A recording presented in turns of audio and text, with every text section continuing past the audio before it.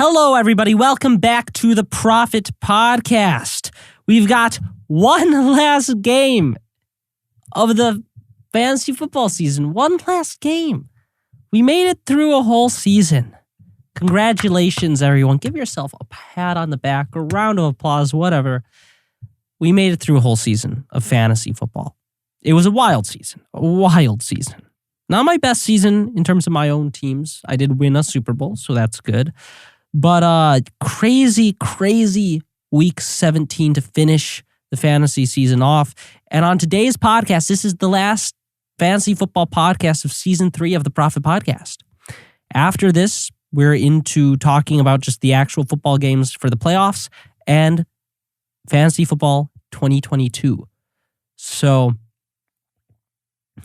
I'm a little, not emotional, but just, wow, we made it through another season. Pretty crazy.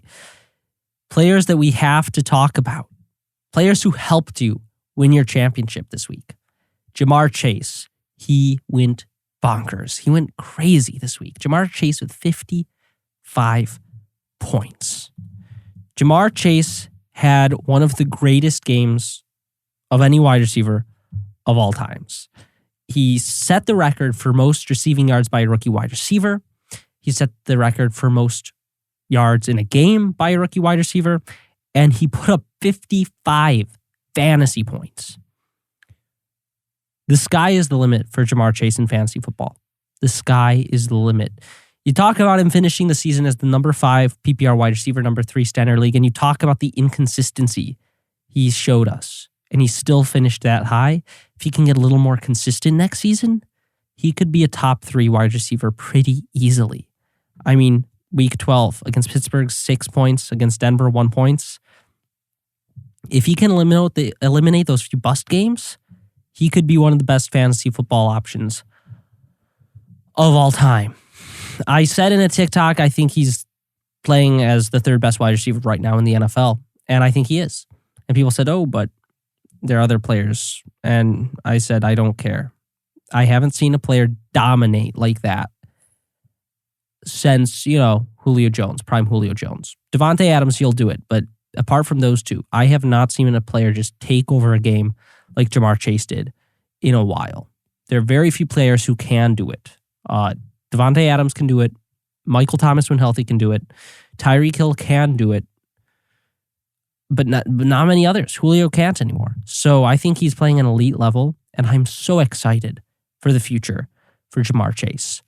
We'll be talking about him a lot in this offseason. Another player who helped you win your championship, Amon-Ra St. Brown. We talked about it on the Starts of the Week podcast. I said, look, Amon-Ra St. Brown, he's only started in 20% of leagues. What are you doing? Why are you not starting this guy who's seeing double-digit targets for the past 1, 2, 3, 4 weeks? Guess what Amon-Ra did? He saw double-digit targets again, took it for 101 yards and a touchdown, got a 2-point conversion and a rushing touchdown for 35 points. He did nothing till week 13. He's going to finish as a top 24 wide receiver. Incredible end of the season for Amon-Ra St. Brown. He will be featured in a lot of offseason podcasts. He'll be featured in my Way Too Early Bold Prediction podcast next week. He'll be finished in my Players I'm Insanely High on podcast. He'll be featured in my Wide Receivers That I'm Drafting Everywhere podcast. We'll be very high on Amon-Ra St. Brown. I'm probably going to get his jersey. He's the real deal. He's an incredible talent, incredible player, and he will be the number 1 option on this team as a pass catcher. Even if they bring someone else in this offseason, he will still be the number 1 guy. DK Metcalf, he helped you. He helped you win. He did not help you get to the championship, so I bet most people with DK Metcalf just felt worse after he put up 30 points in this championship round. What a strange season for Seattle. What a strange season. When you go into next season and see that DK Metcalf finishes the number 13 wide receiver, remember, that's a little fake.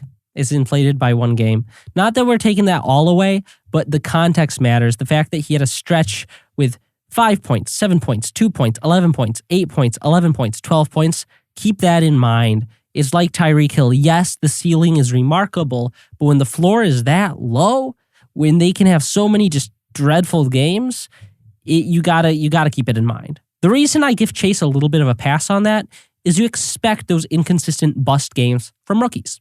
That's what I expect from rookie wide receivers, and I'm fine with it.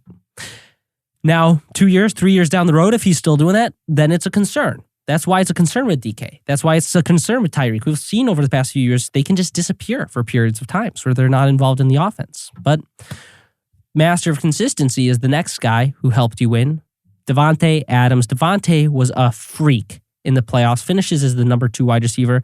Playoff weeks, he came through big time with 33 points and 30 points. And he got you to the playoffs with a 34-point game. His off game against Baltimore, 16 points. Amazing stretch to end the season for Davante Adams, the most dominant wide receiver in football right now. If you owned him, you probably won. Braxton Berrios, he helped if you flexed him. I doubt you did. Cooper Kupp, of course, did well. Slightly disappointing into the season, but just because the expectations were so high. And then Hunter Renfrow with another great week. Almost had about 10 extra more points, which would have lost me to lose one of my games. But someone got a fingertip on his shoe, which got the thing called back. Anyways, Darnell Mooney, another wide receiver who came through big time, 19 points. We talked about him on the podcast. He was one of the 3 players, along with Devin Singletary, and I don't even remember who the other guy was, that I said, I'm not going to give reasoning, but I just have a gut feeling these guys will do well. Darnell Mooney came through big. And then another player we talked about on the, which podcast was it? Playoff Saviors, Brandon Cooks. He had a good game, 19 points. Those were the wide receivers who really helped you. Now, wide receivers who hurt you a bit, Mike Evans, a bit disappointing. Keenan Allen, a bit disappointing, finished his season. Terry McLaurin, I'm not even disappointed with that. I expected a bad game, but probably the biggest bust at the wide receiver position this week, obviously, was Antonio Brown. Antonio Brown sold big time. He quit halfway through the game in one of the most bizarre fashions I've ever seen, and he finished with single-digit fantasy points, really decimating your day as a fantasy owner. And then Marquise Hollywood-Brown, he also really hurt you. He was started in over the majority of leagues, and he finished the game with 2 points. So very disappointing performance from him. A lot of players just didn't come through. Russell Gage didn't come through. Stephon Diggs, he was a little disappointing this whole season. He's going to finish as the number 7 receiver, but did not feel like it. You got very few week-winning games from him this year. And then Tyreek Hill, he's the last player we'll mention at the wide receiver position who was very, very disappointing. You know, I thought Tyreek Hill would explode. I thought we would have the Jamar Chase Tyreek Hill duel, and we would see, Chase go for 160 yards and Tyreek go for 200. Something crazy. Chase did his part, but Tyreek Hill did not. 6 catches for 40 yards, 10 fantasy points. Not what you needed from Tyreek Hill. If you had him, you probably didn't make the championship because he has been dreadful in the playoffs so far. But very disappointing and slightly worrisome. I think that I've seen some of the doctors talking. We might be seeing issues with Tyreek Hill because of his post-COVID symptoms, which I definitely think could play a factor. But moving on. At the running back position, there were plenty of classic championship weekend breakout players. Rashad Penny, 32 points. Darrell Williams, 25 points. Boston Scott, 24 points. Devin Singletary, 23 points. A really wild weekend for the running back position. I tweeted before the game started, I said, Rashad Penny, Boston Scott, Ronald Jones, Tony Michel. Those will be 4 league-winning running backs. 3 out of the 4 of them hit. Rashad Penny is the most interesting to me, though, because no one has any idea how we view him heading into next year. No one has any idea. He has been in the league 3 years. He's hardly played because of injuries, but he finally got a chance to be the lead back and be healthy, and he was incredible. But then again, a lot of these incredible games were against very bad defenses. So how people value him heading into next season is going to be very interesting. I have a gut feeling he will be heavily undervalued because he's not someone who you think of and think of fantasy success. He's someone that you think of and go, oh, he's a backup, he's injury prone. But if he's healthy and is commanding a large share of the runs in this offense, he could be a very good running back to pick up in that kind of running back dead zone. Najee Harris, he absolutely exploded Monday night. If you're confused, I stopped doing the podcast and have resumed after the Monday night game because I wanted to see how that game would finish up. Najee Harris won people championships last night on the final play when he ran for a 30-yard touchdown. He could have gone out of bounds, sat down, whatever, pull a classic, make fantasy managers scream at their TV. But no, he went in for the touchdown, about a 9-point swing there to finish up the fantasy football season. Unreal. Absolutely unreal. I know someone who won because of the final Baker Mayfield interception, but he had a great game. Darrell Williams, he had a great game. Boston Scott, like we said, he helped you. He got a lot of those goal line opportunities. Jordan Howard was the one who started off with the goal line opportunities, but he did not find the end zone. He would go up the middle for a yard, and then they put Boston Scott in. Scott would do a little shimmy, make someone miss, and run into the end zone. Devin Singletary was another player we mentioned on last week's podcast, someone that I thought would have a good game. I did not see A.J. Dillon's smash game coming, 22 points. Very pleased with that. Alvin Kamara, he finally showed up and helped Fantasy Matters after 2 very bad weeks. He put up 21 points against Carolina. He didn't average a ton on the ground, 13 for 32, but he caught 5 balls for 68 yards and a touchdown, salvaged the day there. He'll be interesting to see how people view him heading into next season. A lot of how I view Alvin Kamara is based on who's the quarterback. Elijah Mitchell had a good game, 21 points. He was one of the best waiver wire pickups this whole season. As long as he's been healthy this season, he's been great, and he showed up in the last game of the fantasy football season against Houston in a smash matchup and smashed. Austin Eckler, David Montgomery, both great. Sony Michel, great. Jonathan Taylor, pretty darn good. Player who busted massively. Oh, man. Nick Chubb. Nick Chubb was extremely disappointing on Monday Night Football. He finished with 5 points. 5 points. He's going to finish the season as the number 11 running back. Wow. Not what people wanted from Nick Chubb when they drafted him in the first round. 1 game under 10 points, 2 games under 10 points, 3 games under 10 points, 4 games under 10 points, 5 games under 10 points for Nick Chubb this season. Missed several games due to injury. Listen, I will not be drafting Nick Chubb early next year. I won't. Here's why. He has not ever seen a good workload. He doesn't see that good workload. I have no faith in the Browns to actually give him the ball 20, 25 times a game. It just isn't happening. You say, okay, it's because Kareem Hunt's there. Kareem Hunt got injured. Kareem Hunt hasn't been in the picture, and they still refuse to give Nick Chubb the ball. Moreover, Nick Chubb has a hard time staying healthy when he does have a full workload. Every time he has a full workload, he gets hurt. He's 26 years old. He'll be going on to his 27th year next season. That's not exactly young.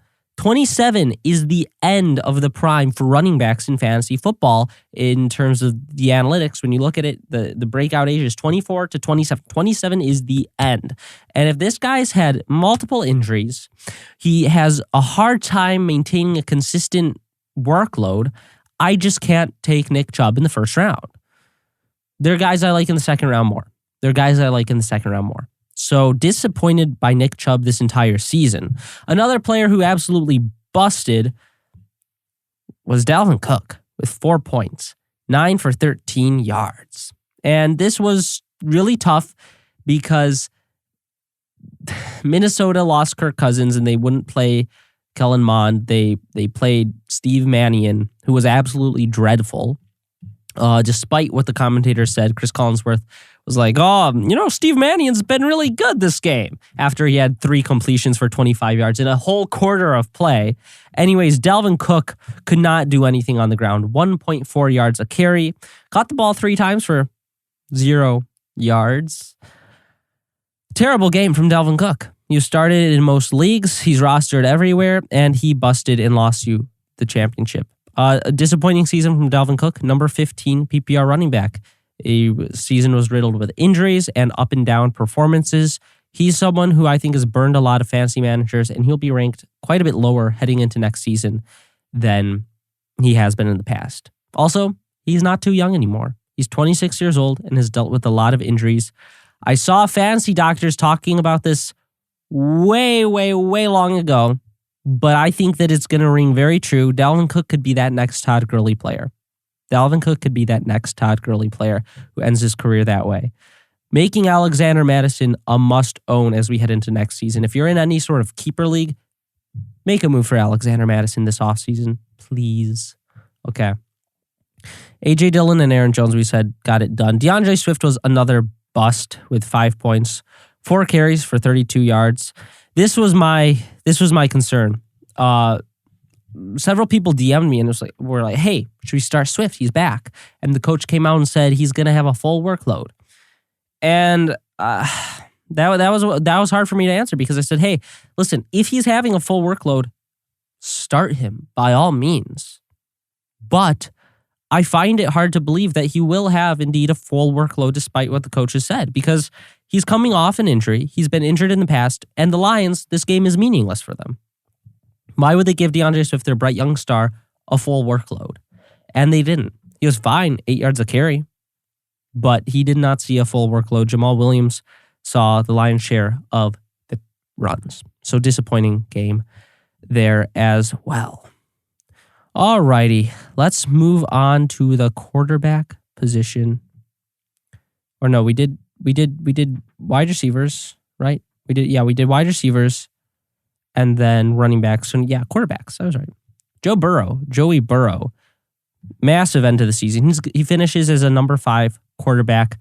He is a playoff MVP. I mean, 38 points in week 16, 34 points in week 17. And he was started in 37% of the leagues. What are you people doing?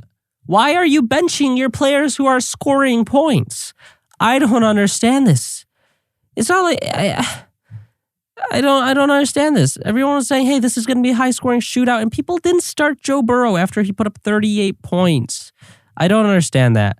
Russell Wilson came back, revived himself with 27 points, and he was started in 58% of the leagues.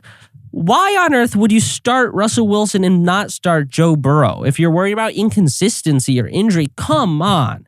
Makes no sense. Tom Brady did his thing, 26 points. Kyler Murray got it done, revived himself a bit, 22 points. We predicted that, but not as good as we had hoped. Mac Jones, 22 points against a helpless Jacksonville. Josh Allen, 20 points. He will finish the season as the number 1 overall quarterback. Aaron Rodgers, Dak Prescott with a good game. Trey Lance came through with 19 fantasy points.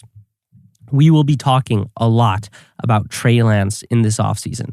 If you are a San Francisco fan who wants to hear about Trey Lance this offseason and wants to hear someone fall in love with him, subscribe to this podcast because that's what's going to be happening for the next 4 months. I am incredibly high on Trey Lance heading into next season. Quarterbacks who hurt you, Matthew Stafford with 13 points. Matthew Stafford was a playoff loser. 5 points in week 16. If you managed to scrape by, he had 13 this past week just to make sure you were dead. Baker Mayfield sucked as always. Jalen Hurts put up a dud. I didn't see this one coming. He threw the ball well. He ran the ball well. Those goal line touches, they just went to Boston Scott, which in all my leagues where I started Hurts, I also started Boston Scott, so I wasn't overly torn apart by it, but it was frustrating to see those touchdowns go elsewhere. But hopefully you did have Boston Scott. Ryan Tannehill, 12 points. Carson Wentz, 10 points. He's not good. He's not good. Listen to the passing totals recently. I mean, what other quarterback is putting up, 57 yards, 148 yards? I mean, he's had only a handful of actual decent games over the back half of the season. He started out hot, but he has cooled down like crazy.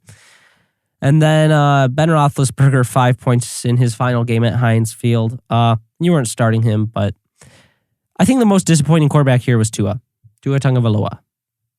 He has been a streaming MVP this season, and he put up 205 yards, and an interception. And he fumbled 3 times. 1 point. 1 point for Tua. Only started in 15% of leagues, but there are 15% of fantasy players that Tua just broke their heart. I was a bit of a believer heading into the season for Tua. I'm not anymore. I'm pretty much out. We'll talk about him this offseason, but I have a hard time trusting him. All right, Noah Fant, 21 points. Gronk, 18 points. Mark Andrews, 14 points. Mark Andrews finishes as the number 1 overall tight end in PPR and standard leagues, ending Travis Kelce's reign as the number 1 tight end. Kelce will finish as the number 2 tight end. So it's official. Travis Kelce was a bust this season. Dallas Goedert had a good year. You know who I am very excited about? Kyle Pitts. Kyle Pitts was incredible this season. I believe he set the record or is about to set the record for most receiving yards by a rookie tight end. But he's the number 5 and number 7 tight end, depending on your scoring formats. And he is viewed as a massive bust because he's found the end zone once. And we'll talk about him a lot in this offseason, but he's a player I'm very high on, especially if Calvin Ridley returns to this offense. We don't know what's going on there. No new updates, but we hope that he returns safe and sound. Oh, and then one other player that I forgot to mention in this recap who tore the heart out of fantasy owners everywhere, Javonte Williams. The matchup was juicy, just couldn't do anything. 14 for 30.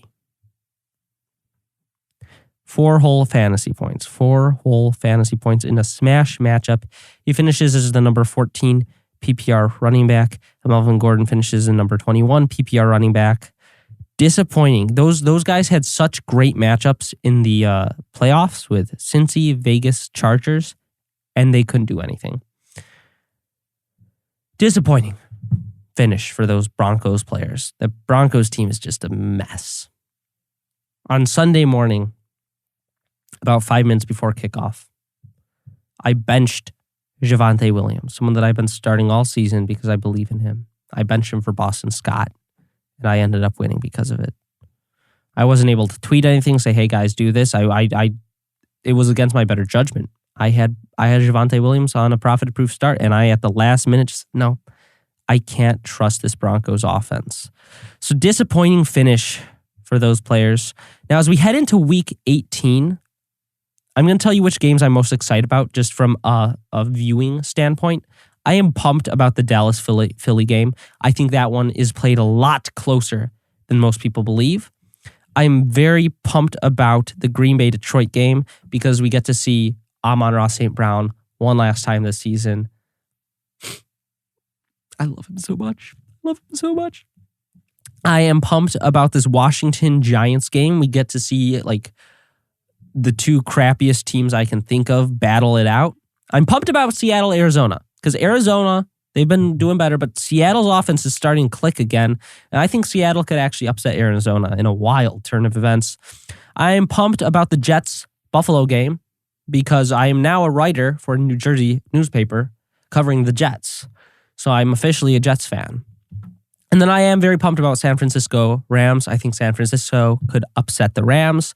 And then the rest of the games are pretty bad. I'm going to be honest, Week 18 slate of games is not spectacular.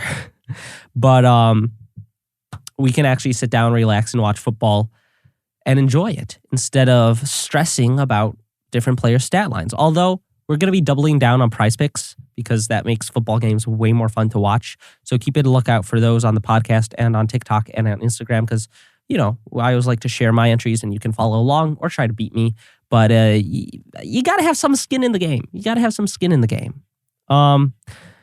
Here's a bet I'm doing on Prize Picks. Whatever Amon-Ra St. Brown's receptions is, taking the over. Alrighty. This wraps things up, guys. This wraps it up. This is the end of the 2021 fantasy football season. This is the end. In the next podcasts, we'll be going over, just talking about what happened this past season and how we should view players heading in next year. Thank you all so much for an awesome season of fantasy football. This season was great. Podcast did great. The Instagram, TikTok channels, they did great. And I am getting a lot of opportunities to make content other places, which is exciting. And I just thank you all so much. As we head into this off season, there will be a lot more content on YouTube, and TikTok will be kind of changing the content on there.